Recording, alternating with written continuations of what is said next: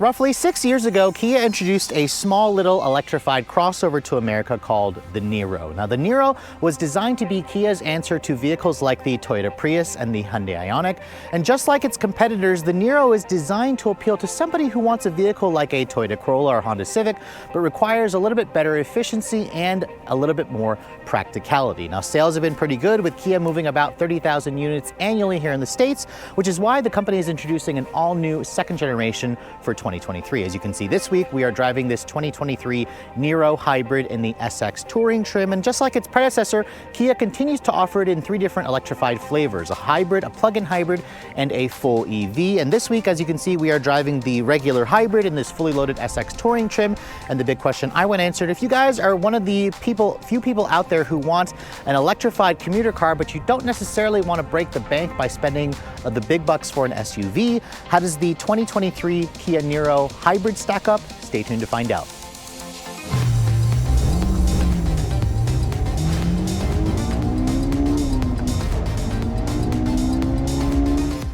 Now, before we start talking about the new exterior design of the second generation Niro, I want to show you guys what's underneath the hood. Now, just like its predecessor, there are a choice of 3 different powertrains. This kind of sits at the bottom of the totem pole. However, it is going to be the most affordable option if you guys are looking at the Niro. Now, this vehicle has been fully redesigned for 2023. It even sits on a new platform, but surprisingly, if you guys go for the regular hybrid, this actually uses a carryover powertrain. It combines a 1.6-liter gasoline direct injection, naturally aspirated 4-cylinder with a 43 horsepower electric motor that's sandwiched in between. It's only powering the front wheels. Kia still does not offer all-wheel drive on this vehicle, which is why I kind of refuse to call it an SUV. The company calls it a crossover, but it's really just a small hatchback for me. The power figures are pretty decent: 139 horsepower combined. The gas engine delivers around 106 horsepower on its own, plus the 43 horsepower electric motor, and then torque is 195 pound-feet. Now, that torque figure is pretty good. However, you should know that something like the new Toyota Prius offers more power versus this car, around 196 horsepower combined if you guys go for the all-wheel drive Prius, which is a pretty healthy, nearly 60 horsepower more versus this model. Unlike the Prius or some competitors, this does use a traditional stepped transmission, although it's a dual clutch. It's a 6-speed dual clutch transmission, which is an interesting combination. And fuel economy, you can get up to 53, 52 mpg if you guys go for the 16-inch wheels. This model here with the 18 drops the MPG to 53, 45, and around 49 combined. Regular gas is the required fuel, and this has about an 11-gallon gas tank for about 500 plus miles of range on a full tank. Now, Kia does not quote a 0 to 60 performance, but we'll test it out when we get this vehicle out on the road with our testing equipment. It has a top speed of roughly 101 miles an hour, and this is not rated to tow anything. So again, if you want that capability, Kia will happily sell you a Sportage hybrid. And as this vehicle sits, it weighs in at just over 3,200 pounds. But let's go ahead and close up the hood, which is supported by a hood strut, which is nice. The styling of this car certainly is a lot more aggressive and a lot more modern versus the prior generation. Kia definitely wanted to give it a more premium look, and they took some styling cues, of course, from their internal family, the Kia EV6, and of course the Kia Habanero concept that they showed a couple years ago at the Detroit Auto Show, I believe. The front fascia you can see on this SX Touring certainly looks a lot more premium and upscale. This model here is painted in cityscape green. It's a really interesting shade of green that I actually really like. You can see you have full LED headlights with a projector style LED low and high beam, LED daytime running lights and turn signals, and then you also have LED fog lights down here in the lower front fascia. I will point out, however, if you guys want the LED headlights, the SX Touring trim, the top trim, is the only trim to get LED headlights. All the other trims will have a projector halogen headlight, which is really annoying to me, especially when Toyota makes LED headlights standard on the new Prius or the old Prius, for example. Now, looking at the front end, you can see this is Kia's corporate tiger nose grille, which has been morphed into something completely different. It's kind of like a tiger face grille now. You can see this area here is closed off, but there are some openings down here. If you guys go for the full EV version, you'll have a different looking front fascia where the charge port is actually in the front of the vehicle. Of course, you have the new Kia logo here, which still kind of looks like a KN. It's kind of got this aluminum texturized look, which is nice. But overall, this vehicle is now riding on the N3 architecture, which means Kia was able to make this car a little bit larger on the outside and a little bit more stiff with a stronger platform. This vehicle is around 174 inches long. long. It is about 3 inches longer than the outgoing model. It's 107.1-inch wheelbase, is about an inch longer. Compared to the Prius, this is about 7 inches shorter overall, so kind of keep that in mind. However, because it's a hatchback or a crossover, it does give you a little bit more cargo space, obviously, in the back. Now, looking at the wheels, you can see these are the 18-inch wheels that are included on the Touring packages. You can also get these wheels on the EX Touring. It's riding on a 225/45 R18 tire. This vehicle has an all-independent suspension, and Kia says you have around 6.3 inches of ground clearance. You can hear that's the gas engine starting up. The vehicle was on before. And then you can see the wheel arches are painted in a gloss black, which kind of continues along the lower skirt. I also like the integrated turn signal mirrors. These are also power folding mirrors, which is nice. And then upper trims will include these gloss black low profile roof rails with a power sunroof. No panoramic sunroof is available. And then my tester is really interesting because it has the black painted aero blade on the side that goes really well with the cityscape green. You can also get a mineral blue that allows you to paint that aero blade as well. You can see, this is how you can tell from the side, this is the hybrid. The hybrid just has a single fuel door on the driver's side. The plug-in hybrid will also include a plug or a door at the front fender, along with this fuel door over here, while the hybrid or the full EV has just a plug on the front of the vehicle. Now, looking at the rear, you can see very interesting design cues here. It kind of reminds me of a Peugeot. I'm probably mispronouncing that, but you have full LEDs for the taillights, for the turn signals, for the reverse lights, which is nice. And then it has a Niro badge here with the new Kia logo. HEV stands for hybrid electric vehicle. There's also a PHEV badge and an electric badge or an EV badge if you guys go for the full EV version. Now, there are some integrated parking sensors. The rear bumper also has kind of like a silver metallic look. And then my tester also includes a power liftgate, which is nice. I believe they include that on the EX trims and up. Now you can see in terms of cargo space, this is going to be more versus the new Prius at around 23 cubic feet of space. This is actually pretty decent. It's a little bit less than what you're gonna get from like a Kia Sportage, obviously, or a Toyota RAV4. Look underneath here, you can see there is a pretty deep storage area, which is nice, but there's no spare tire. Instead, it just kind of gives you a fix-a-flat kit. If you fold down the second row seats, this will expand the cargo to around 63.8 cubic feet, which is generous for the segment, and this is gonna obviously give you more space versus its direct rival, the new Toyota Prius. So let's go ahead and hop into the interior of the second generation Kia Niro. However, before we do that, I want to show you guys very quickly the key fob. You can see this is the current corporate Kia key that they introduced on the Stinger about 6 years ago. It does include things like remote start, which is nice. You have your usual lock, unlock, tailgate release, and a panic button. It's a nice looking key, and I believe if you guys have access to your smartphone, if you're an owner of this vehicle, you can also should be able to ping the vehicle and remote start it from your actual phone. Now, unlike some vehicles, the vehicle here has pretty conventional door handles. There's a sensor pad here that locks the doors. You can see the mirrors also electrically fold on this high trim, and then there's a sensor on the back of the handle that will unlock the door for you, and it's a traditional pull style door handle. Now, looking at my tester, you can see it's got that cityscape green exterior with this black aero blades, and you have a black interior. This is your only color combination on this SX Touring grade, which you can see this has the full Syntex synthetic leather. So it's like a vegan leather material. These seats are heated and cooled. That's included when you guys go for the SX trim. And then you have an 8-way power driver's seat with 2-way lumbar, and it also includes 2-person memory. So again, really upscale features for a car that's designed to be a lot more affordable. My tester also has the Harman Kardon premium stereo that's standard on the SX grade. And then there's a lot of piano black plastic trim. The door panel, you can see this is a soft touch injection molded plastic. Really interesting design to the door handle. This is an aluminum accented door handle, a padded armrest over here, and then this is slightly padded, but they could have wrapped this in the same Syntex to make it look a little bit nicer. It is hard touch plastic down here. Now, getting inside, you can see the step-in at 6.3 inches of ground clearance is perfectly acceptable, although it's not really a crossover.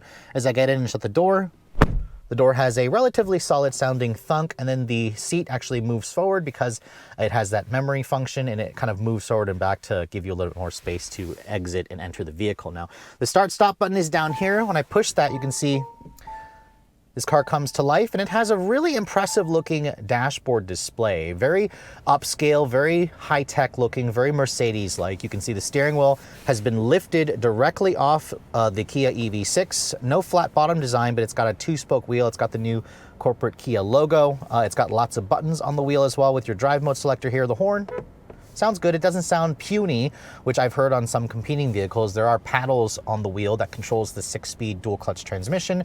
And then your drive mode's pretty simple. It's eco or sport, which most of the time I'll be driving this vehicle in eco mode, most likely. In terms of the dashboard, you can see there's a soft touch injection molded plastic, although it has kind of like a texturized hexagon look to it. It feels a little bit cheap, if I'm being honest. What does look nice, however, is the piano black, but that's going to attract a lot of fingerprints if you guys don't like that. This is a little strip of LED lighting over here, along with in the footwells. You can actually change the color of that, which is a nice touch. I wasn't expecting to find that in this segment of vehicle. And then in terms of the infotainment displays, you have a 4.2-inch display here in the instrument panel. These two right here are not a full digital. It's actually just an analog style. You can see it's got a tach and a speedometer. This is what's included if you go for the hybrid and the plug-in hybrid. Only the electric model gives you a fully digital instrument panel. And then over here on the center, you have a 10.25-inch display that's running Kia's latest infotainment system, Kia Connect. This does not have wireless Apple CarPlay and Android Auto. You can see my phone is connected, but it's connected via USB-A wired connection.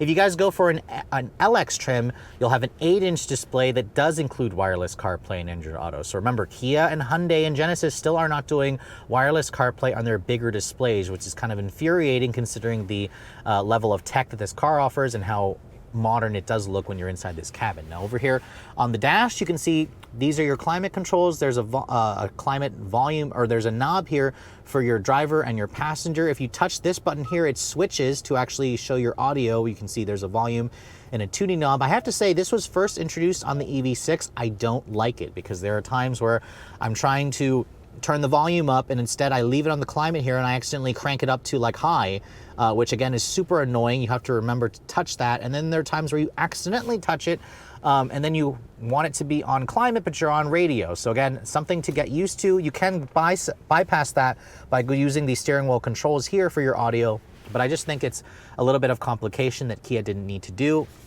Down here you have a wireless phone charging pad, which again holds my iPhone 14 Pro Max pretty nicely. You have two USB charging ports. You have a 12-volt outlet over here.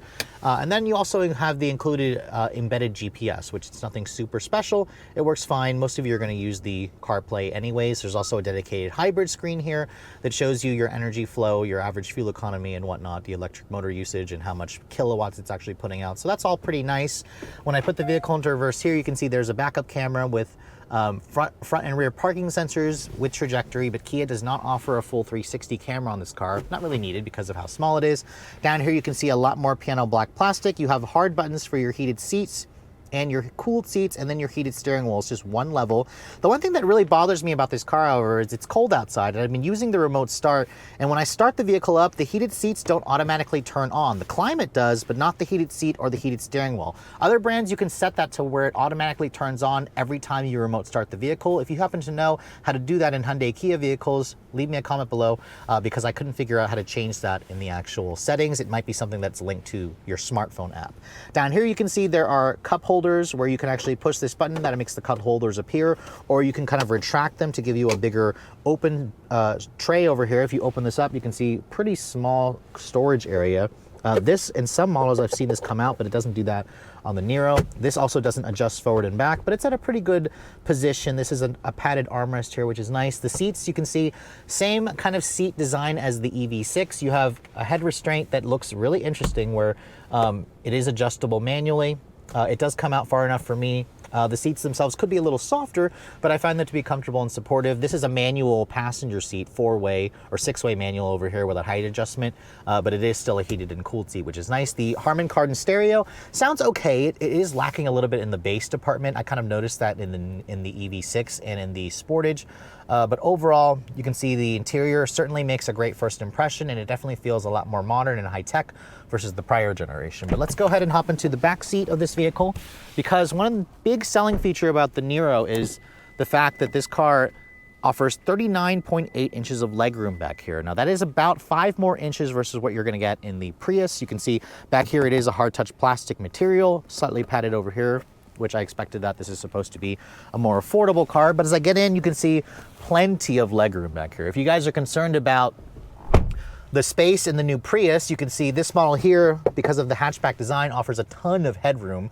Now I'm 5'7", so obviously it's all relative here, but I imagine 6-foot people should be able to fit back here just fine. You can see plenty of room to stretch out. This is where I'd have my driving position. You can see I can sit back here and cross my legs nicely. Kia also throws in rear seat air vents, and then you have 2 USB-A charging ports, which is nice how it's mounted into the actual seat back instead of buried down here. You have 2 storage cubbies over here. And then Kia also throws in an armrest that folds down to give you 2 cup holders. There's no flat floor here because I don't know why. It should have a flat floor. They don't offer all-wheel drive. And then you can see there is some LED lighting back here, map lighting, but no actual LED lighting from the front carried over into the rear. So overall, the rear seat definitely is a huge plus, and it's one of the reasons why you might want to choose the Niro over its newest rival, the Toyota Prius.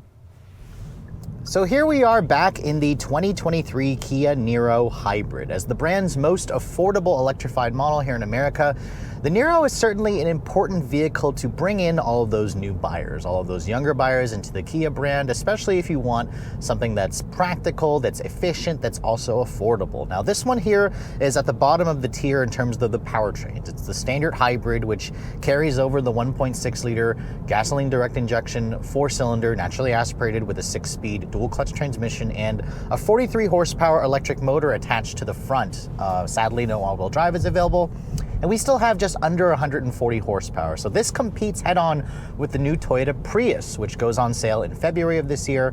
And there was a time where the Prius was always the slowest model in the segment. However, the new Prius is significantly faster, which means this Niro may be the slowest. So let's go ahead and test out what we can get 0 to 60 wise. The vehicle is in sport mode. We're gonna turn off the traction control. And we're gonna brake torque it, which didn't really do anything, but no wheel spin as we have our foot all the way to the floor here. That dual clutch is shifting quickly. And we got 0 to 60 in 8.26 seconds. Now, when I first tested this vehicle out in San Diego, I got like 9.5 seconds. So 8.26 is certainly respectable. It's not, again, the quickest vehicle in the segment, but it is going to be enough power for most people. Keep in mind, the new generation Prius will probably do 0 to 60 about a second faster if you guys go for the front wheel drive model. And then remember, Toyota also offers all-wheel drive, which I've tested to do under 7 seconds in terms of 0 to 60 performance. So the Niro is, I wouldn't say it's lacking in power, but it's certainly not the enthusiast option. However, you can go for the electric or the plug-in hybrid, which does offer even more punch versus this standard version. But let's go ahead and try it again here on this little stretch. We'll brake torque it again, which doesn't do a thing, but it takes off pretty well. It's so strange feeling shifts in a hybrid vehicle. It makes it feel more like a regular car. 9.1 here, so this is with it more going slightly uphill. Versus 8.26 earlier, or 8.2, almost 8.3. So again, this is about where most drivers are gonna feel in terms of accelerating with this car. It feels like it has good punch off the line. However, once you get the revs up, once you're trying to accelerate into high-speed categories, the Niro does feel like it's wanting a little bit in horsepower versus the torque figure. But driving this car just normally, the Niro does drive nice. This is built now on Kia's latest N3 architecture, which also underpins vehicles like the Sportage. We've got an all-independent suspension. We've got a structure that feels stiffer. The car is a little bit bigger, 3 inches longer overall, but it still feels really small.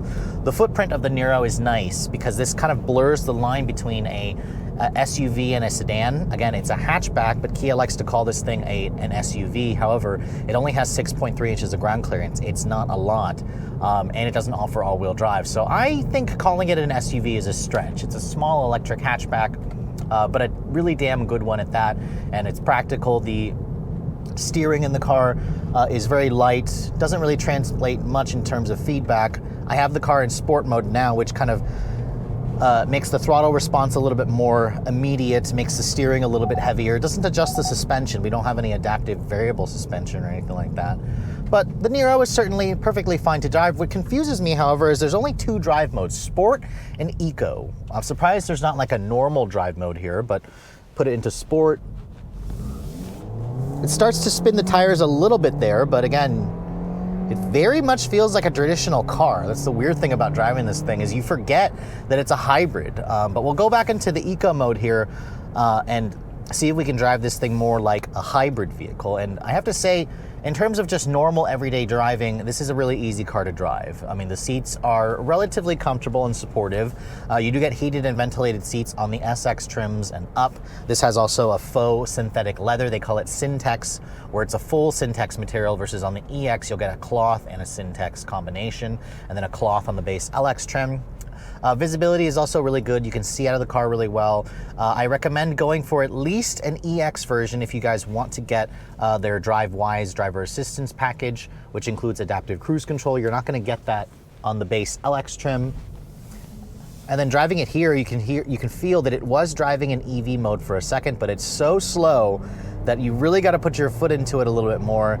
And this is with the car in eco mode. It feels a little bit lethargic in eco mode when you're kind of just driving around. Now, if you're not in a hurry, it's gonna feel just fine. But again, if you're trying to merge onto a busy road and you need to get up to speed, you're gonna notice that other competing vehicles have more power. So I'm surprised that Kia didn't want to upgrade the horsepower for this powertrain. They did do that for, of course, the plug-in hybrid, but I'll have to wait until I can get one of those to retest for a full week to see what we can do. Now, in terms of fuel efficiency, this car is rated at 53, 45, and 49 combined.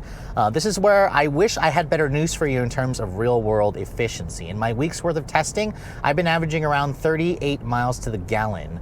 That is not wonderful, considering this car is supposed to get 49 combined. I did mix my driving, of course, from highway to just city driving it in eco mode normally and just a lot more efficiently.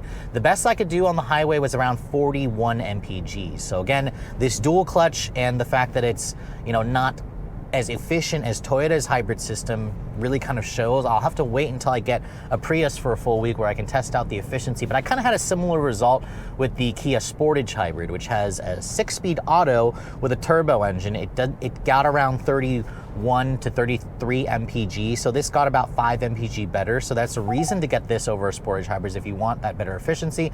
Thankfully, this car was showing around 500 miles on a full tank, which is actually pretty impressive. It's got about an 11-gallon gas tank, so if you guys can drive a little more efficiently, I imagine this car, if you're stuck in more rush and go or stop and go traffic, it should get better efficiency.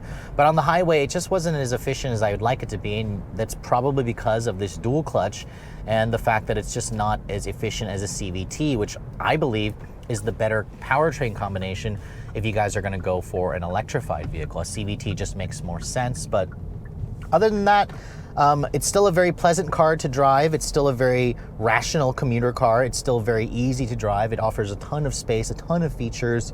It is finally a decent looking vehicle on the outside. It really kind of has like baby EV6 vibes. You really see that, you can really tell that Kia took a lot of influence from the EV6, and then of course that Niro concept.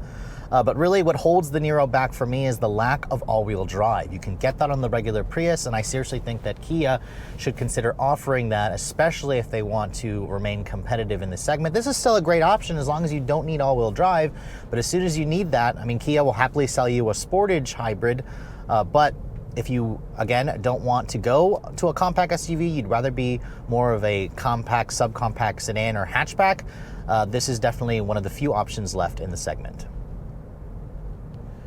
So after spending a full week with the all-new second-generation Kia Niro, it's pretty clear that Kia wanted to make this car a little bit more refined, a little bit more modern, and a little bit more upscale. I mean, obviously moving it to the N3 architecture was a nice place to start. The interior is a far big improvement versus its predecessor. It has a lot of great tech. It has a really great design that looks far more appealing, and Kia, because they made this car larger, was able to give this vehicle more space in the second row and, of course, in the cargo area, which is going to help sell a lot of these, especially for those of you who need a small car like this, but need more space in the back seat that can actually accommodate adults and also give you some pretty good trunk space. Now, in terms of the powertrain, this model here has a carryover powertrain, which I thought was adequate in the Niro. In 2023, I have to say it is still perfectly acceptable, although the new Prius has really raised the bar in terms of my expectation for acceleration and power and efficiency. I'll have to wait until I get a Prius in my hands for a full week so I can compare the fuel efficiency, but 38 mpg in mixed driving in my testing isn't what I would call really high in the class. I mean, 49 is what it's supposed to get, so let me know in the comments below if you guys buy one of these vehicles and you're able to get better MPG. But because of that dual clutch transmission, it's just not quite as efficient versus the Toyota hybrid system, which uses an eCVT. In terms of acceleration, 8.2 seconds I think is acceptable, so Kia really doesn't need to give this car more power. They just need to somehow improve the efficiency, which I suspect for those of you who go for the plug-in hybrid model, that's the one that's going to get even better efficiency because of the bigger battery pack that allows you to go on around 30 miles on a full charge, which I think is going to be nice. However, what's really appealing about the Niro is its affordability factor, because you can get into one of these vehicles, a base LX, for around $26,500. Now again, $26,500 is a very affordable price tag, especially in today's market. Most of you are probably going to go for an EX trim. That's going to start at around 29 grand. That's going to roll in things like the DriveWise package, which includes the adaptive cruise control. You can also get a sunroof. You can also get Kia's smart key access system with heated seats. I think that's a nice upcharge to go for an EX. The touring package is like another $2,000 extra, which will include the 18-inch wheels and the upgraded interior trim with the larger 10.25-inch display. Now, this SX version, of course, with the touring package comes into $34,650. Add around $200 for the aero blades and the carpeted floor mats and the destination charge, and my tester comes into just over $36,000. Now, $36,000 is a far cry versus the base price of $26,000. That's a full $10,000 more. However, keep in mind that you can get a fully loaded Prius now for almost 40 grand if you guys go for an all-wheel drive version. It's around 37,000 for a front-wheel drive model, so the Niro is still less expensive, and this is going to undercut other SUVs that are a class above by a good $5,000. However, Kia's own Sportage hybrid is around $38,000, and that includes all-wheel drive. So that's something to consider if you guys are looking at the high end for the Niro. You're really going to want this car at the high end if you demand something that's a little bit smaller and you don't need all-wheel drive. But with all that said, hope you guys have enjoyed my full overview on the 2023 Kia Niro in the hybrid SX touring grade. If you're also looking to see the latest cars I'm testing, be sure to follow me on Instagram at redline_reviews, like us on Facebook, and as always, guys, please keep subscribing to the Redline Reviews YouTube channel for all the latest reviews. Thank you so much for watching. I'll catch you all in the next video.